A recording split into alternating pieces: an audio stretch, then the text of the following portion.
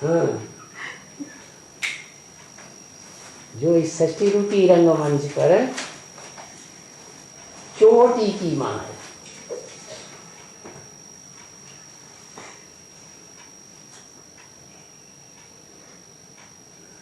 ऐसे संगमयुगी ब्राह्मणों के बीच में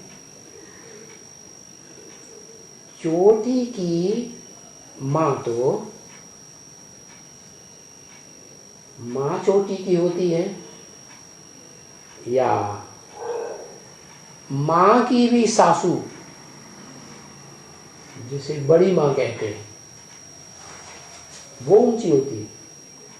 जैसे राज परिवार होते थे ना, तो राज्य लक्ष्मी राजा के साथ बैठती थी, और जो राजमाता होती थी राज लक्ष्मी की भी माँ, उसको ऊंची गद्दी पर बैठाया जाता था। तो फिर चोटी की कौन हुई?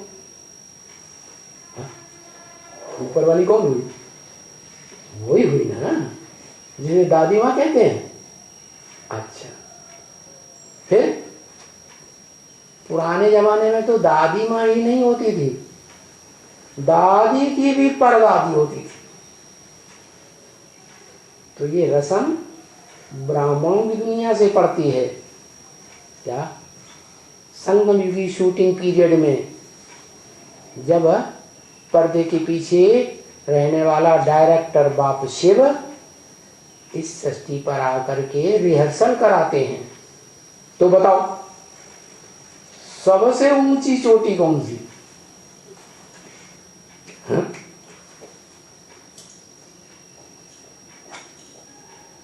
परदादी, योगिनी। क्या? जब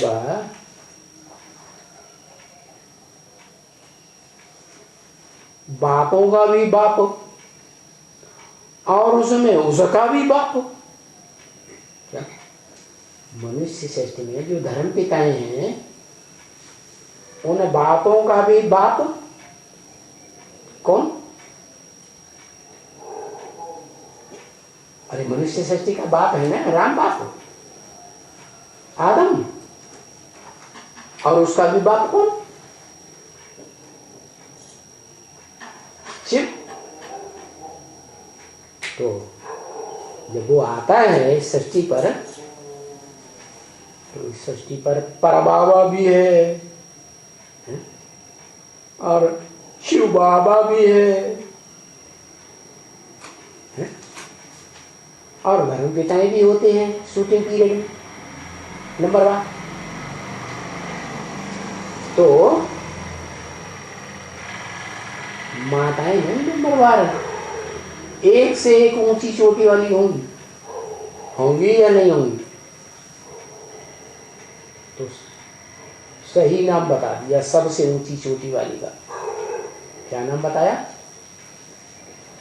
योगिनी माँ नाम बताया, और है और परदादी नाम बताया, और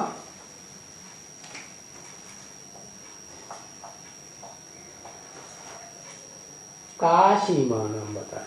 काश्य माने तेज, याद का तेज धारण करने वाली। जैसे शंकर को कहा जाता है क्या है? सबसे ज्यादा योग का तेज पीने वाला। ऐसे ही कौन? सबसे जास्ती उसकी ब्राह्मण जीवन में, संगम युगी ब्राह्मण जीवन में सबसे जास्ती तेज पीने वाली योग का योगिनी माता कहो, काशी माँ कहो। अब सवाल ये है कि वही सबसे ऊंची है, ऊंची ब्राह्मणी है, तो फिर उसे ही नई षष्ठी में नारी से लक्ष्मी बनना चाहिए।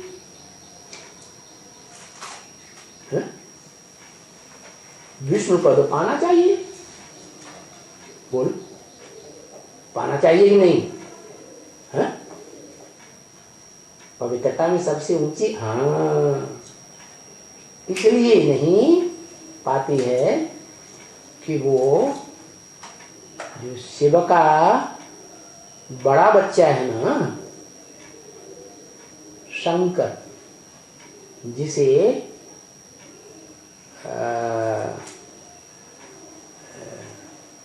महारुद्र नाम दिया जाता है। क्या? जब रुद्र ज्ञान स्थापन होता है तो उस रुद्र ज्ञान यज्ञ का मुखिया महारुद्र कहा जाता है ना? तो महारुद्र की जो माला रूपी संगठन है, उस संगठन में महारुद्र के बाद पहला मणका कौन? योगिनी माता, है ना? और रुद्रगण जो होते हैं वो पुरुष स्वभाव के होते हैं या स्त्री स्वभाव संस्कार के होते हैं? हाँ? अरे तो जल्दी से लेकर तो भी समझ जाएंगे, पुरुष स्वभाव के होते हैं, है ना? और पुरुष अब दुर्योधन दुशासन, ये तो आत्मा की बात बताई ना। आत्मा जो है पुरुष है या स्त्री है? आत्मा क्या है? ज्योतिबिंदु आत्मा को पुरुष कहेंगे, प्रकृति को माता कहेंगे। तो वो रुद्रमाला का मणका होने के कारण जन्म जन्मांतर के राजाई के संस्कार है। क्या? शिव का बड़ा बच्चा शंकर, और उसके बाद अगर कोई बड़ा राजा बनता है जन्म जन्मांतर, तो कौन बनता है? कौन बनता है?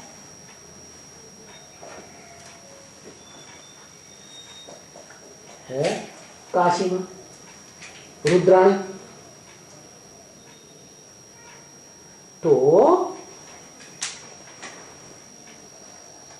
21 जन्मों में से, स्वर्ग के 21 जन्मों में से आधा जन्म स्त्री के, आधा जन्म पुरुष के। फिर जो द्वापर कलयुग में जन्म होते हैं 63 जन्म, उनमें वो रुद्रमाला के मणके पुरुष जन्म ज्यादा लेने वाले होंगे या स्त्री चोला धारण करेंगे संस्कारों के मुताबिक। हाँ, है 42 जन्म पुरुष के धारण करते हैं, वो 42 जन्म तो एक के लिए गाया हुआ। और जो रुद्रमाला का दूसरे नंबर का मणका है, मैंने काशी मां, वो कम ही जन्म धारण करेगी ना पुरुष के। तो कितने जन्म हुए उसके?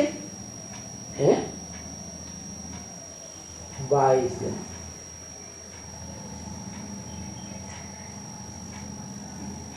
हाँ, तो 22 जन्म पुरुष के यहाँ ना, 22 नहीं 42, 41 जन्म पुरुष के, और 20-21 जन्मों में से आधे स्त्री के। वो ऐड करो तो कितने हुए? 22 और 10 जोड़ दो, कितने हुए?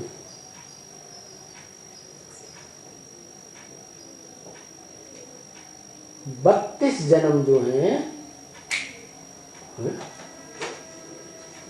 22 नहीं 41 और 10,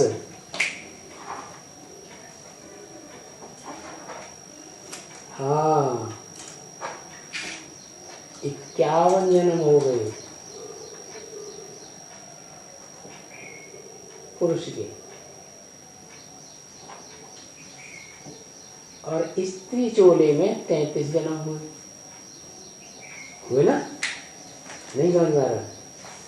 हाँ, तो जब स्त्री चोला धारण करेगी तो कन्या माताएं ज्यादा पवित्रता धारण करती हैं, लेकिन जन्म तो कम है या ज्यादा है? जन्म कम हो गए। और पुरुष के जन्म, दुर्योधन दुशासन पने वाले राजाओं के जन्म ज्यादा हो गए। इसलिए आत्मा में वो पवित्रता की पावर कम है।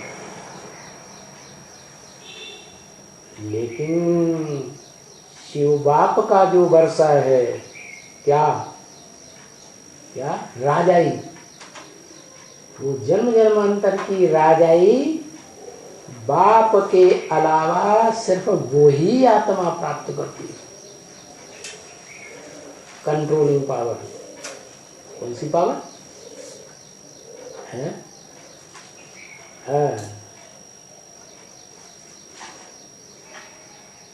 वशीभूत करने की शक्ति, वशीकरण मंत्र। तो सबसे जास्ती भाग्यशाली हुआ, भाग्यशाली हुई या दुर्भाग्यशाली कहें? है क्या कहें? सबसे जास्ती मन मना भव होने के कारण सबसे जास्ती भाग्यशाली राजा बनती है। जैसे अर्जुन है ना, सद्भाग्य का अर्जन करने वाला, तो उसके बाद सद्भाग्य का अर्जन करने वाली बनती है, उसका नंबर आता है।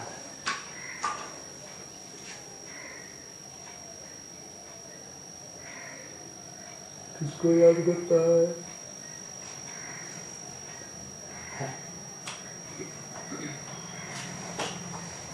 देखें पीढ़ी दर पीढ़ी जो परदादियां होती हैं वो ज्यादा पवित्रता धारण करती हैं, या जो दादी का टाइटल लेती हैं परिवार में वो ज्यादा पवित्रता धारण करती हैं, या जो माता होती है बाद वाली पीढ़ी की वो ज्यादा पवित्रता धारण करती है? परदादी सबसे पुरानी जमाने की है ना, तो उस समय ज्यादा प्योरिटी होती पुराने जमाने।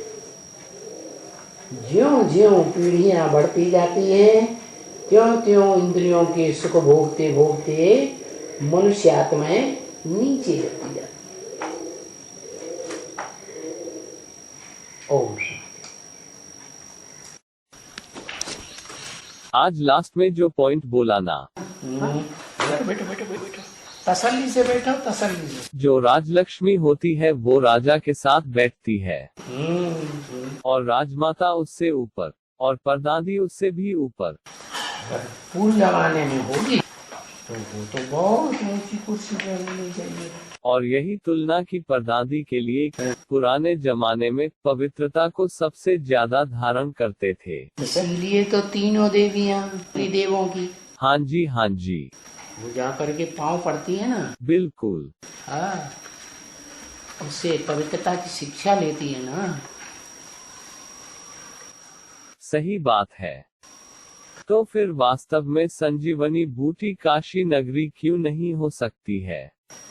अरे फिर वहां के वहां रहेगा। रुद्रमाला का वणका है ना, वो तो दुर्योधन दुशासन है, जन्म जन्मांतर के संस्कारों का। इस वजह से राजा के जन्म लिए कि नहीं? जी हाँ। तो फिर राजा है तो ढेर रानियां रखते हैं। राम राम, वही बात फिर वहीं आ गया अटक। लक्ष्मी वाली आत्मा को तो आना ही है, वो ठीक है, लेकिन उनके आने से क्या नहीं है? वही काशी माँ की पवित्रता उससे भी ऊपर है ना। हाँ है, हाँ पवित्रता ऊंची है तभी तो ऊंचा राजा बनती है, आधीन तो नहीं बनती। संजीवनी का काम क्यों नहीं कर पाती? ओ संजीवनी का काम किया तभी तो वो ऊंचा राजा बने। आधीन बनना अच्छा है या पराधीन बनना अच्छा है? हा? स्वाधीन रहना। तो राजा स्वाधीन होता है या लक्ष्मी को स्वाधीन कहेंगे? हा? लक्ष्मी को तो नहीं कहेंगे। तुम्हें क्या अच्छा लगता है? राजा। तुम तो राजा बन के अपनी बात आगे करते हो तो अच्छी बात है ना। क्या महाशक्ति में आ गए?